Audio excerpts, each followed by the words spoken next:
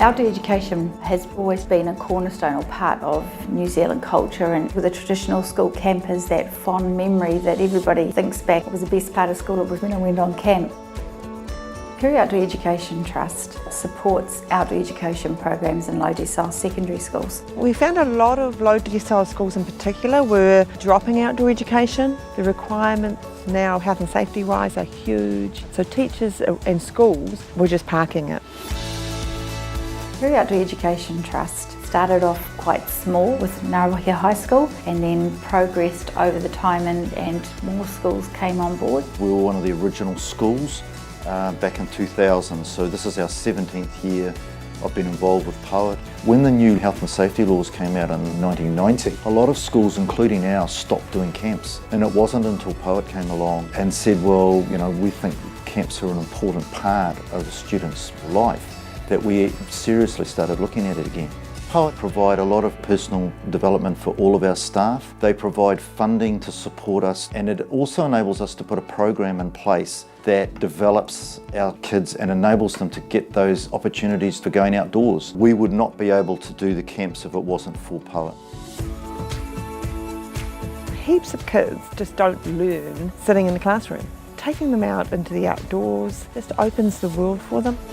A lot of the students, they don't excel in school. They can struggle in that environment, and yet you see a completely different side of them out in camps, and they realise that they have a lot to contribute because now they've got an environment in which they can excel. It shows the kid, I'm not just the bottom of the class, I'm a leader. It shows the teacher as well that he's a kid that actually can learn. It enables staff and students to get closer together. Those social barriers get broken down and you start to learn more about the kids that are in your class. You get to see the students grow and move through various stages of camp, and you can see them where they've come from and they're growing, and they're actually putting back into the year 7s and 8s now where they were 7 or 8 years ago, so it's awesome. I'm Blair Warner and I'm here on my Year 13 leadership camp here in Kotodonga. The camp is to help us build our leadership and communication skills to help us work in a team. We've built a bivouac which we're going to be staying in for the night.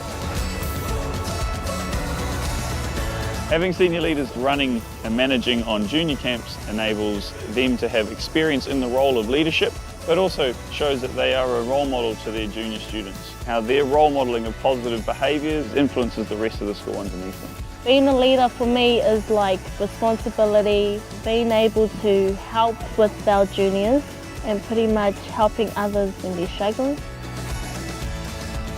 The personal growth on these camps through finding that they can rise to the challenge and achieve is fantastic. And then they've got the confidence then to try new things outside, to go to university, to go to Polytech and try something different and not be afraid to fail. It's very much about empowering them to be the best that they can be, to believe in themselves, having confidence in what their strengths are and owning it, who you are and what you can do. Low cost, low risk and local is the 3 L's that we talk about. We support schools to run teacher-facilitated camps, so it's a far more sustainable way to do things. Over the years, we would have subsidised students more than $2.5 million. So that's direct costs to young people and getting them into the outdoors. So that's significant for a little organisation like ours. We're really proud of the work that we do, and it's so very important today because these young people are the leaders of our future, and this is where we need to be investing our time and our energy into our future.